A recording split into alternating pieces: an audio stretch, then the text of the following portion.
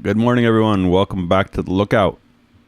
Today's last day of August, and we're going to talk about some fires. That's what we do around here. If you're just joining us for the first time, my name's Zeke Lunder. I'm sitting in the Lookout, which is a shed in my backyard, and it's command center for the Lookout. Lookout Media. We started this company last year during the Dixie Fire. I grew up in northeastern California in Lassen County and been working in fire and forestry in Northern California since I was in high school. And noticed that the information getting back to my community about the Dixie Fire as it burned all the way around, it wasn't really very timely or comprehensive, and there was a real demand from my friends and family up there for quality intel. And I've been doing fire intel since about 1999, working on fires, doing mapping, and then working in the off season on planning fuels, like fuel reduction projects and community fire safety. So it's what I do. And so we saw a need last year and started doing these, doing a website called Lookout, and now we're mainly doing YouTube because it seems like a great way to get our intel out. So basically what I'm doing is I'm taking publicly accessible data and running it through my tool set here to appraise you on current situation. So right now we're going to jump in and take a look at Six Rivers Lightning Complex. The fire was active yesterday. We've been talking about this fire for the last month on this broadcast, so if you're interested in going back and seeing some of how it's unfolded, check it out. We're going kind of day by day, and I know it's a lot to wade through, but each day we're covering different aspects, so it's we're trying to throw in a lot of fire education. Anyway, the fire yesterday took a little run. Day before yesterday, it had spotted over onto the slopes above Trinity Village, and so yesterday, it burned about 800 acres. It's been kind of creeping around and backing down and generally behaving itself. But when it's still August, and when the smoke lifts out and the sun hits the slope and the wind blows, we get, August things happen. So, like we said yesterday, we're right at the cusp of what's often a pretty stark seasonal transition. I can't remember if it's the last day in August or first day in September, but 2 years ago we had big blowups on the August complex. A woman died, a firefighter died as the east winds kind of arrived, and things really, things change, and they can often change kind of like a light switch. So yesterday, we kind of saw that with, there's a ton of potential out there on the landscape, and we've been kind of in these conditions. I think people don't often think of August as being mild burning conditions, but in the Klamath, in steep canyons where smoke can layer in and things can kind of cook for weeks at a time, often we do actually get some really mild fire behavior. We had the Butte Lightning Complex in 2020 that burned in areas, real thick areas above Paradise on Butte Creek, in an area that, a lot of us have total nightmares about a fire coming out of. And the fire's just kind of skunked around under an inversion for, at least a week. So it happens. And there's a lot of subtlety to fire season in California, depending on where you are in the landscape. Anyway, here's your loop from yesterday. And then I'm just going to jump here real quick to satellite view. You can kind of see the same thing happening, but from outer space. Let's see. This is overnight, and then here we're coming into yesterday. You can see the afternoon, this fire's kind of blowing up. You can see him punch up a little column on the Rum fire. Didn't last very long. And then this morning, these first few images, you can really see the smoke packed in here, the whole Willamette Valley, heavy over Medford and Grants Pass, really heavy over the fire. And you can see down here in the canyons around Willow Creek, every morning down here we've seen this really heavy smoke laying in the Trinity River Canyon. You don't see that. You see streamers of smoke off the fire. So today could definitely be another day of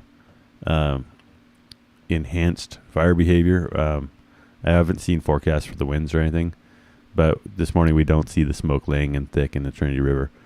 As some people have mentioned on the Rogue, the smoke is terrible and it's not great for people, and it's also helping moderate the fire behavior. So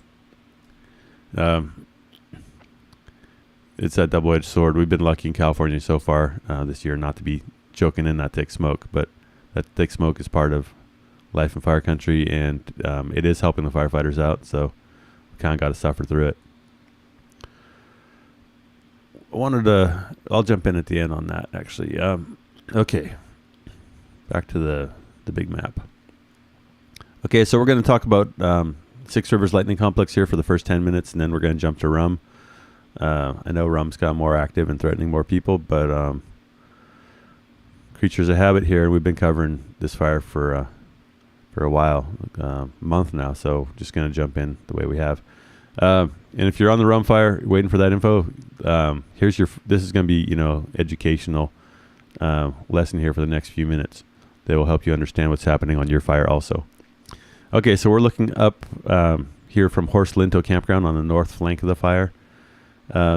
Yesterday we watched as drones, the night before last, drones lit these ridges. They lit strips straight down the ridges, and we were talking yesterday about flanking fire versus head fire.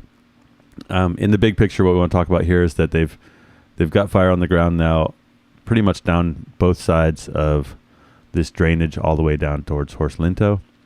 And we've just been talking about how they're kind of feeling some pressure to get this buttoned up. So likely they're done firing this since this infrared got flown at midnight. So likely they did tie this in. Don't have any good on the ground intel there. But you can see here, the drone has been bringing stringers of fire straight down the fall line. And what that does then is the fire backs away from that line. So, this will look like that soon as far as flanking out away. If they came and they're trying to burn this all out. And if they came and just lit the bottom, they'd burn it all out, but they wouldn't have any control over the severity. And it generally does bad things to light the bottom of the hill. So interesting to watch that fill in. And you notice that we were talking about how you get with flanking fire a lot of pretty good effects because it is fighting gravity, right? So it's to back downhill. So it's what you get out of lighting a strip down the ridge is a lot of backing fire in all directions down the ridge, which is what we want. We don't want to have the fire run up into here, especially in these areas. So we've talked quite a bit about the land management history. You can see, like a 40 or 50-year-old clear cut here. They're really thick. A lot of these never got thinned or anything. So we got, gazillion little trees. If we can backfire through here and kill half those trees, the trees that survive are going to be healthier, but we're also going to have to get back in here and clean up the trees we kill. Only real economical way to do that is with more prescribed fire. And that's difficult because there's people living down here that aren't going to like the smoke. But there's kind of this trade-off. Like if we want healthy forests, a lot of this land is too steep for us to come in and thin small trees that aren't economical for lumbering. And a lot of the times, the only way that they were able to access this in the first place to log it was to drag cables up and down these slopes and drag the big trees out. Build roads, build landings, and that method doesn't work for thinning. We can't skyline thin every other tree. What we'd be left with is a bunch of broken trees from all the other trees getting skidded against it. So conventional logging practices that we've used in the past to get logs off this landscape aren't very well suited for kind of ecological thinning, right? So fire is one of those only tools we have in a lot of these places just because of the terrain. What this fire has been showing to me is that it is possible to get beneficial fire effects burning in the middle of August. And there's a lot of people saying, don't burn in the middle of August. And we're going to see more gnarliness now in September with these fires making runs. And it's true. Summertime burning has got its problems, but it's what we're stuck with because a lot of the fire out here, there was no way that we could put it out. And so, I've got some comments on my Facebook this morning about that this blow up that we had yesterday is evidence that you shouldn't manage fires in the summer. And it's like, well, what's your alternative? Have you invented some sort of Superman firefighter that could have put this fire out? There's this insinuation that the feds are managing this fire because they want to, not because they had to. So, that's my comment on that. Is just if you think that we're letting this fire just burn for the whole summer because we were too lazy to put it out originally, talk to the people who were here first on, and maybe they'll tell you they could have put it out. Maybe they're frustrated. But I think a lot of them will tell you, no, I wasn't going to commit a crew down below this fire when there was logs rolling down and snags falling. No, I'm not going to kill any of my crew members so you can have less mean things to say about the Forest Service. Anyway, kind of a lot to kind of unpack here in what you're seeing, but basically the firing of this whole basin has stayed within the control line. So we've got blue lines, our roads that were prepped. This green line is a hand line on a steep section, and the fire stayed in that. We talked about how the team here on the upper part of Groves Prairie used this road because they didn't want to. They want to try to protect acres and keep it from burning out into this big box. That worked pretty well through some pretty steep kind of toe the slope stuff. And then when they got over here, it blew out a little.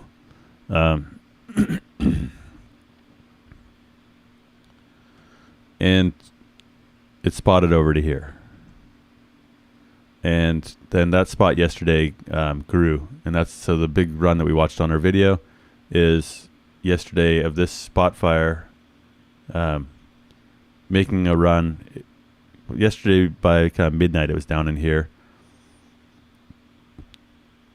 Yesterday, the night before last at midnight. So yesterday it ran up out of there. There was a lot of tanker action yesterday on this ridge, trying to keep it from heading farther out. And this dozer line that's shown here, the black dozer line, I'm pretty sure is inaccurate. I'm pretty sure that the dozer line is there's also a dozer line up here, and that this is firing operation off that dozer line. Some spots out in here. This was shot at midnight. And like we've been saying, a lot of these spots have been getting picked up. There's a lot of people on this fire. They're getting this infrared fed to them from a drone that's orbiting over the fire at night. And they're picking up a lot of spots. So we'll see what happens there. I think kind of one of the bigger stories is just yesterday that you can get really, we're talking about how backing fire can be really mild, but with a steady wind, backing fire, I've seen fires crown downhill against the wind. So there's no guarantee that just because the fire's up here and because it's back downhill slowly every day for a month, there's no guarantee that that keeps happening. You can have extremely fast rates of spread downhill if you've got the right wind conditions. Anyway, the fire's well established in here. They've got this kind of proposed dozer line that's been on the map for a couple of days. It's hard to tell if that's what that's going to do, but that's kind of your big picture there on this fire. It's just that the most active part here is this area blew up yesterday. It's still fairly within their box, the original box. If it does get down into this country, this is a fire scar from 2015, so we're kind of working with an advantage there. 7-year-old burn scar. A lot of the fuels in here got reduced in the last fire, and we already have dozer line, etc. The disadvantage in this country is just that this is some of the steepest, gnarliest country in the state, and there's a reason we have big fires here around Denny. Is that it's pretty hard for us to. There's not many places once you get into these steep slopes. This imagery doesn't really do it justice. So we'll see what happens here today. It looks like it could be an active day of burning. That's kind of your appraisal. Just in the bigger picture,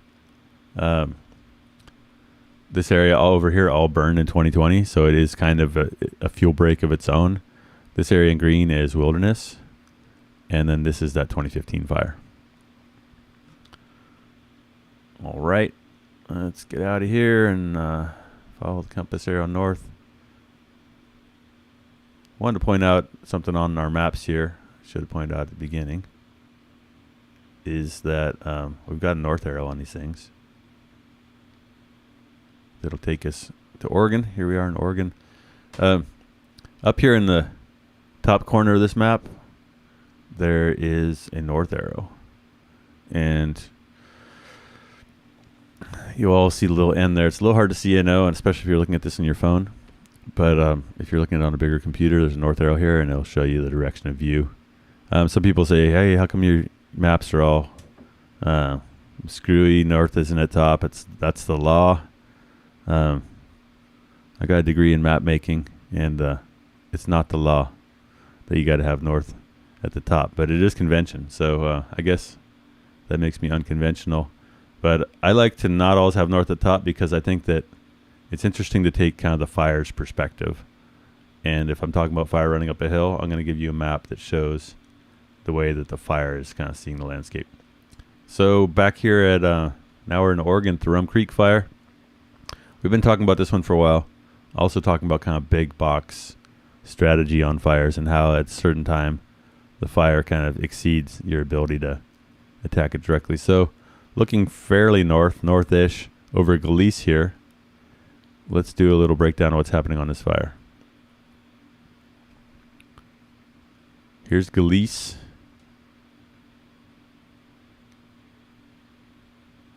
I don't know my landmarks up here really well, so bear with me. Indian Mary Park, headed up the river, Hog Creek County Park, Doubletree Ranch, and we're getting over towards Merlin, right? Yeah, here's Hugo up here. And Merlin's out here. And the Rogue River is going to flow up through here. In the foreground, we've got this 2018 Taylor Creek fire. And as we've said before, recent fires buy advantages for firefighters. A lot of fuels have reduced up to a point, and then at some point, you got a bunch of dead material and it doesn't help anymore. But it's not a bad thing to have this fire kind of wrapped completely on the south side by a big recent fire. Okay, here's Galice. No movement really in this area right around Galice in the last 24 hours. Yellow here is mixed kind of like scattered heat where it's cooling off. Black is really cooled off. Like it's where the fire's burned, but there's not a lot of heat to be shown in there. So white line here is 24 hours of fire spread. So we see that the fire is kind of burned out to this road and a small pocket there. It's kind of backing here down towards the Ennis-Riffle County Park. And then there's no growth here on where you got this white line. There's no growth in this particular area. Right above Morrison's Rogue Adventures, no growth there. Some intense heat and a little growth. The fire's kind of backing down here. Coming around above Indian Mary Park, the fire is kind of growing out to this road. That's a firing operation where they've lit off the road. And not sure what their strategy is on this flank. The map that I could find this morning wasn't very detailed. So it's a little tricky over here to see exactly what they're going to put together. The fire has kind of squirted out a few places over here, kind of north of the river. This is kind of like the most for this flank. This area up here is kind of the most chaotic. It's like it seems likely that maybe they'll try to do something along this road here. We've talked about how mid-slope roads are not a great place to fight a fire, but they're a lot better place to fight a fire if the fire is uphill of you. It's really difficult to hold a fire that's coming up towards you on a mid-slope road. But out in here, I'm sure they're working dozers on every ridge they can and prepping these roads. And, they want to go direct wherever they can. But sometimes the fire and terrain they make it hard to connect the dots. And you might have something right in the middle, like a creek gully you can't get through, or something else that throws that off. So, it's a puzzle. When the fire's out here kind of sloppy, it it's hard for you to it's hard to kind of see like what combination of tactics you're going to use. The fire here spread, maybe half a mile yesterday, and so you've got to have enough time if if you're going to come in and put a line in here, you've got to kind of figure how much time it's going to take the fire to get there before your crew can punch the line.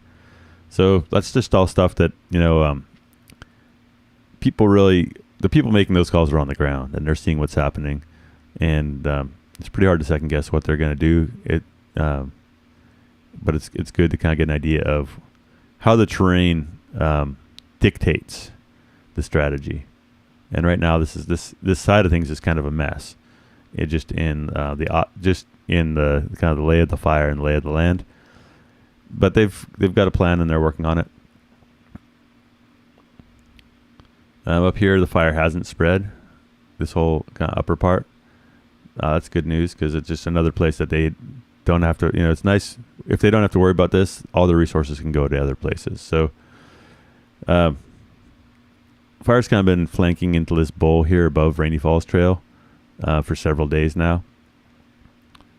And I'm thinking the strategy here is probably going to be like a line dropping down here to Lower Grave Creek Road to tie this whole thing in. Or, as fast as it's moving, it doesn't seem like it's just kind of hung up here on a little trail. Maybe they're firing off that. It's hard to tell. Yeah, there's a road in there. So, also with the infrared, it's kind of hard to tell if something is slopped or if it's just kind of something they couldn't see from 20,000 feet flying 200 miles an hour. Anyway, like I said yesterday, I'm interpreting. I'm kind of reading the tea leaves here. I don't have any good first hand on the ground info, so try not to go too deep in any rabbit holes. I think the big picture here is that the fire yesterday didn't spread a lot, except in a couple spots where it had terrain and wind. Okay, so this whole flank along the river around Rainy Falls between Grave Creek Bridge and headed downstream, it's all cold until you get to the very edge, and this fire continues to move here down into Rum Creek.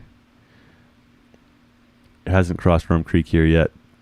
We talked about how there's a ton of retardant thrown on the fire here in the east fork of Rum Creek, and the fire has crossed that. It held it up for a week probably. So looks to me like there's something interesting here going on today that is new. We've been talking for a few days about how this mid-slope road coming back this way was problematic for holding the fire. It looks like some places it is, but other places where it's pushed across out here. So we're looking kind of down the west flank towards the south. So what we see here is that they've started a firing operation on the ridge, and we talked about this probably happening was, hey, we didn't think that this mid-slope road would be good. So there's old dozer line here from the Taylor Creek fire, and there's a road atop the ridge, and they've started a firing operation on this kind of southwest flank of the fire, and likely going to take it out this ridge here and have the fire burn out Rum Creek. Not their first choice. There's a lot of there's old clear cuts and stuff in here that they don't want to burn up. So if they don't have to, they won't. But they've started on this kind of, at least for this section here, they've started on this kind of indirect firing operation. And if we get an ops map, the map that I have this morning, like I said, they didn't upload the ops map. So hard to tell what their plan is out here, but I'm imagining there's an old fire scar here, so old dozer line they can open up. I'm sure they've opened that up as contingency line, even if they don't plan to fire this whole thing. And maybe they plan to tie it down to this road where the fire hasn't pushed yet. But there's a lot of contingency going on any fire. Black lines are from the previous fire. I don't have... This team is also not uploading their fire lines to the site that I like to use. So that's kind of your big picture. Some active deal. And like we've said in other times, like, no one really wants to put fire on the ground in August. No one wants to fight fire indirect if they don't have to. but at some point the fire exceeds your ability to go direct and to put firefighters along the whole edge and put it out. And that's when we have to do the bigger box. So it's not a conspiracy to burn the whole forest. It's what you have to do when the fire exceeds your resources and the fire behavior exceeds your ability to go direct. So just to kind of back off here real quick, the fire hasn't spread much towards Hugo or Merlin. One thing we talked about too is that a lot of our big fires in Western Oregon are driven by east winds. East wind meaning coming out of the east, so coming from this direction that way. And so it's less likely this fire is going to make huge runs, and especially in the fall.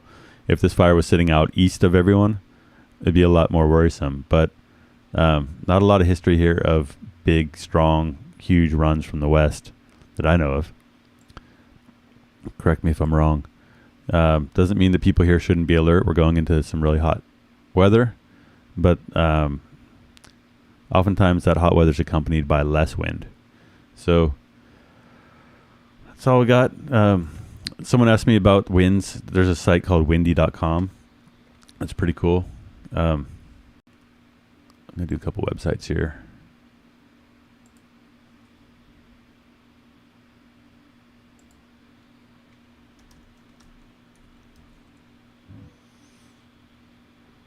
Windy.com is pretty cool because it shows you kind of wind direction, where storms are, etc. But then you can plug a point on the map, like Gleese or something, and it'll tell you the current winds. And then there's this little slider down here, and so you can animate, and it'll tell you like the winds are, hour by hour where they're coming from, and how strong they are. And it's pretty awesome. It'll say, and so then we can say, okay, the winds are going to continue coming out of the northwest. Now they're coming out of the north on Friday, 2 knots, really mild. So it'll animate it out for several days, and you can see wind events. You can see like, they're forecasting a strong west wind on Sunday or something.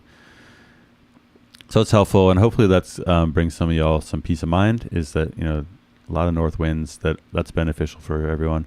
This model's not showing any real strong winds out of the west in the near future.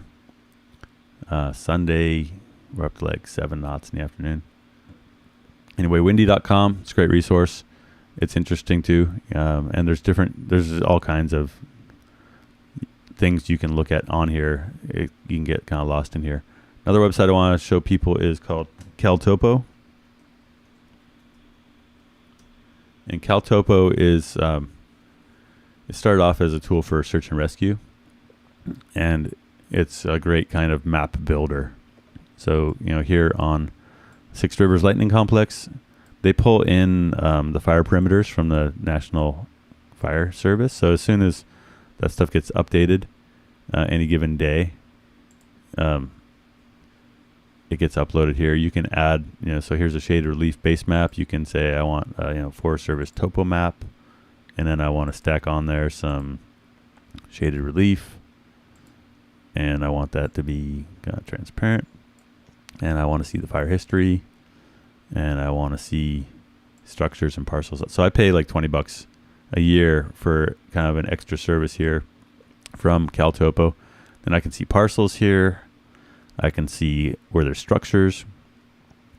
So this is a great kind of situational awareness tool, and it's also great if you're a firefighter because you can save a PDF map.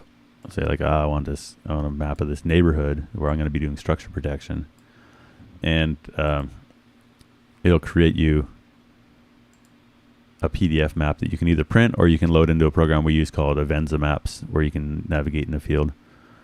Anyway, CalTopo is great. Suggest using it, and I also suggest giving those guys some money because that's how they make it. Their living is developing this really cool technology that makes it easy for everyone to have good detailed information. CalTopo and windy.com.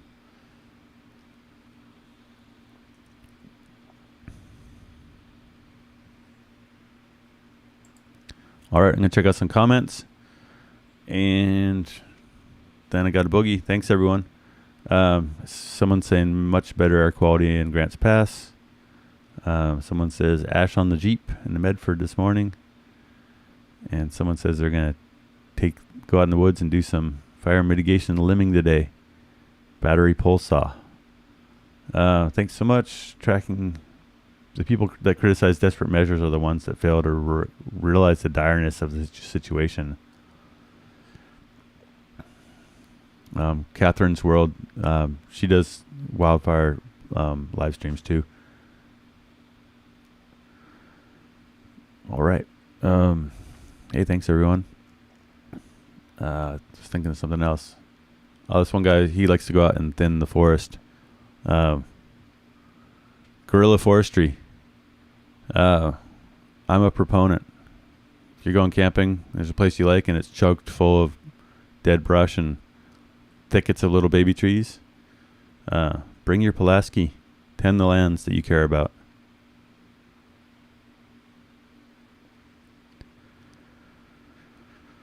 Thanks, everyone. Catch you later.